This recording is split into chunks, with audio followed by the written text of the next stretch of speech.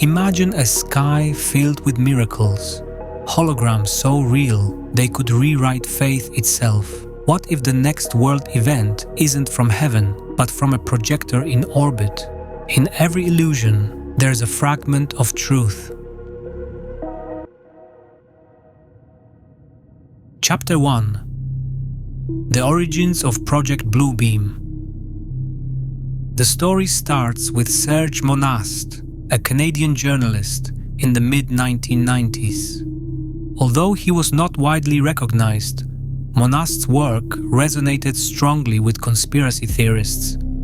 In 1994, he released the infamous Project Bluebeam report, marking the start of his polarizing legacy.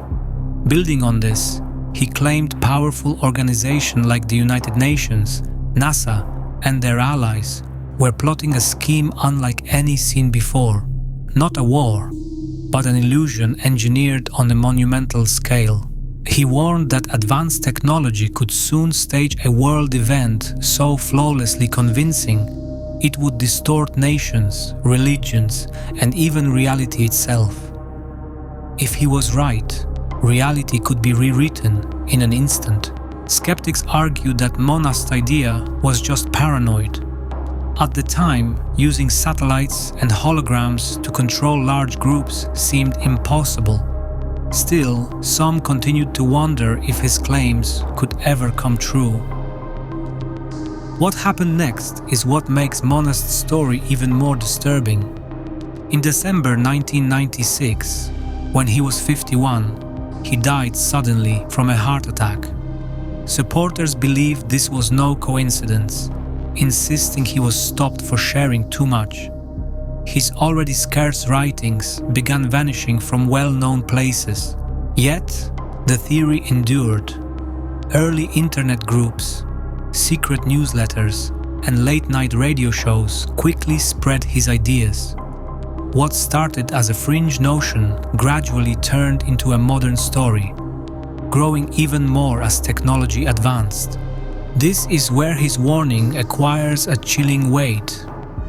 Before his untimely death, he wrote words his followers cannot forget. The day will come when the skies themselves are no longer trusted.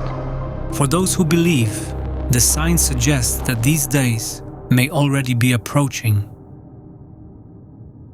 Chapter 2. The 4 Phases. Serge Monast said Project Bluebeam would not happen instantly. It would unfold in 4 calculated phases. Each was designed to break down society step by step.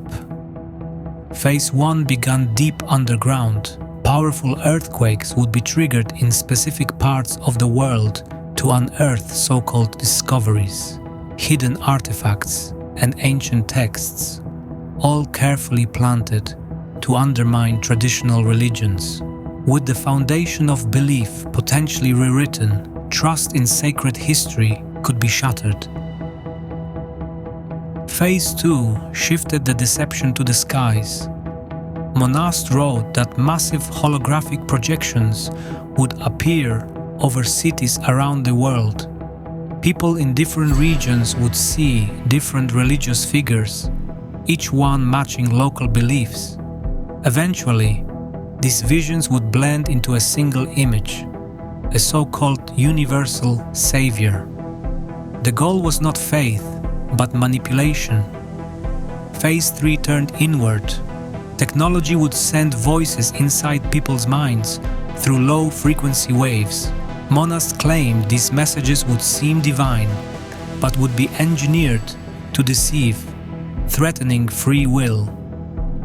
To support this idea, reports of mind control experiments such as MK Ultra during the 1950s and 60s have surfaced. Allegedly, these experiments delved into manipulating human consciousness using psychological, chemical, and technological methods. Phase 4 was the climax, a staged alien invasion, blinding lights, enormous craft, and simulated attacks would fill the skies. Nations would panic and look for leadership. Then he warned that a single world government would be offered, with one authority, one religion, and one system of control. To many, this sounded dystopian. To his followers, it was a plan for domination. After learning the phases, the next question follows. Could the technology to achieve them already exist?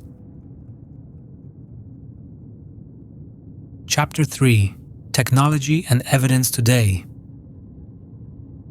When Serge Monast described his 4 phases in 1994, much of it sounded like science fiction. Holograms across the sky? Mind control through radio waves? A staged alien invasion?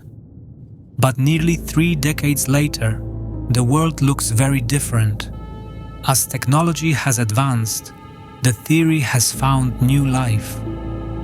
For example, in Dubai, drone swarms have already painted enormous moving images in the night sky. Entire skylines are illuminated by holographic displays, watched by thousands below. In Japan, the Sky Canvas project is preparing satellites that can release glowing particles into the upper atmosphere, effectively drawing with light across the heavens. And through companies like SpaceX, thousands of satellites now orbit Earth in coordinated networks, capable of global communication and synchronized activity. Meanwhile, governments have only added to the speculation. The United States has admitted to studying unidentified aerial phenomena. Congressional hearings have featured whistleblowers who claim the military has recovered non-human craft. These headlines, once limited to tabloids, now appear in mainstream news. At the same time, militaries have quietly tested emergency alert systems on a planetary scale.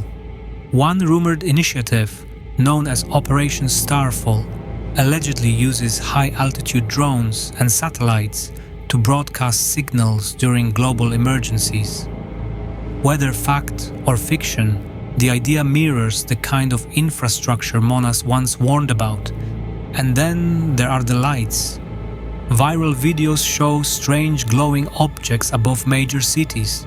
Some were dismissed as drones, while others were explained as weather balloons or atmospheric phenomena. But to Bluebeam believers, these sightings are rehearsals, early tests of a much larger illusion. One researcher put it bluntly: if the sky became a canvas, how would we ever know who was holding the brush? For skeptics, there is no real evidence of a coordinated plan. The scale alone would be almost impossible to conceal. But for those who follow the theory, the pieces are all in place.